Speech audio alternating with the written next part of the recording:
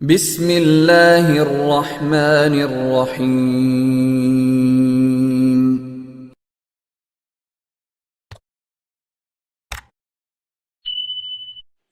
السلام علیکم ورحمۃ اللہ وبرکاتہ۔ الحمد لولی والصلاۃ لنبی محمد وآلہ وصحبہ اجمعین، اما بعد۔ حاضرین و ناظرین، یہ درس قرآن نمبر 265 ہے اور آج سورہ آل عمران کی 2 آیتوں کی تلاوت و تشریح کی جائے گی، آیت نمبر 71، 72، 71 and 72۔ اعوذ باللہ من الشیطان الرجیم، بسم اللہ الرحمن الرحیم۔ یا اہل الکتاب لم تلبسون الحق بالباطل وتکتمون الحق وانتم تعلمون۔ وقالت طائفة من أهل الكتاب آمنوا بالذي أنزل على الذين آمنوا وجه النهار واكفروا آخره لعلهم يرجعون۔ صدق اللہ العظیم۔ لفظی ترجمہ یوں ہے، یا اہل الکتاب، اے اہل کتاب، لما تلبسون، کیوں تم خلط ملط کرتے ہو، الحق، حق بات کو، بالباطل، باطل کے ساتھ، وَتَكْتُمُونَ، اور تم چھپاتے ہو، الحق، حق کو، وَأَنْتُمْ تَعْلَمُونَ، حالانکہ تم جانتے ہو۔ وقالت، اور کہا، طائفۃ، ایک گروہ نے، من اہل الکتاب، اہل کتاب میں سے اپنے لوگوں کو، آمنو، ایمان لاؤ، بالذی، ساتھ اس چیز کے جو انزل، نازل کی گئی، علی الذین، ان لوگوں پر جو آمنو، ایمان لائے، وجہ النہاری، شروع دن میں، وکفروا، اور انکار کر دو، آخرہ، اس دن کے آخری حصے میں، لعلہم یرجعون، شاید کہ وہ مسلمان بھی پھر جائیں۔ ترجمہ یوں ہے، اے اہل کتاب، تم حق کو باطل کے ساتھ کیوں گڈمڈ کرتے ہو اور کیوں جان بوجھ کر حق بات کو چھپاتے ہو؟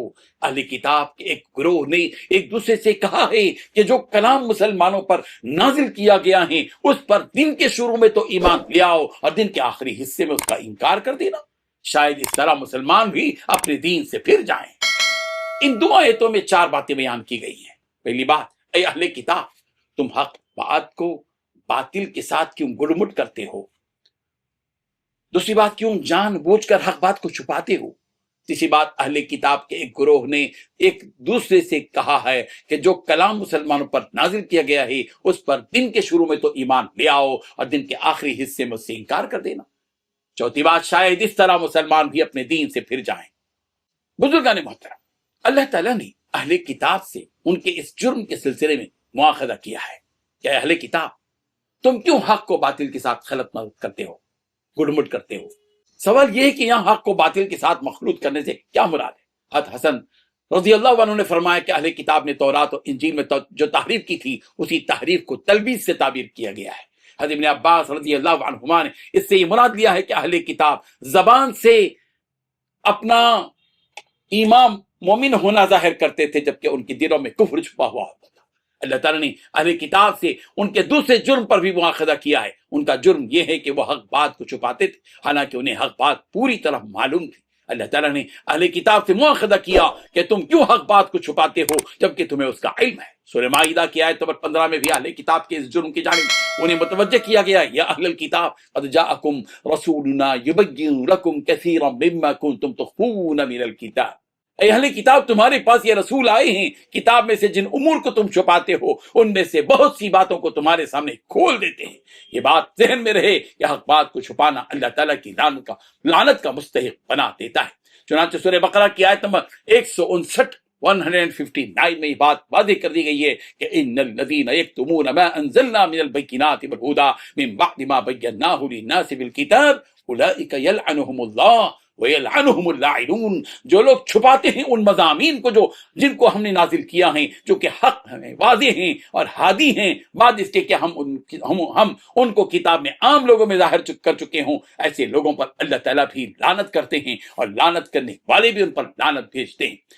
یہودیوں کی یہ منافقانہ چال تھی اور ان کی مکانی اور چال بازی تھی کہ ان کی ایک جماعت نے آپس میں ایک دوسرے کو مشورہ دیا کہ صبح صبح جب دن شروع ہو تو تم مسلمانوں کے پاس جاؤ اور ان کے سامنے یوں کہو کہ ہم مسلمان ہیں، ہم نے تمہارا دین قبول کر لیا، دن بھر اسی طرح گزار دو، اور جب شام کا وقت ہو جائے تو تم کفر اختیار کر لو تاکہ مسلمان اپنے دین سے واپس ہو جائے۔ یہودیوں کی ایک جماعت اپنی اس چال بازی سے مسلمانوں کو ان کے دین حق سے پھیرنا چاہتی تھی۔ اللہ تعالیٰ نے ان کا یہ پول کھول دیا اور مسلمانوں کو اس چال بازی سے باخبر کر دیا۔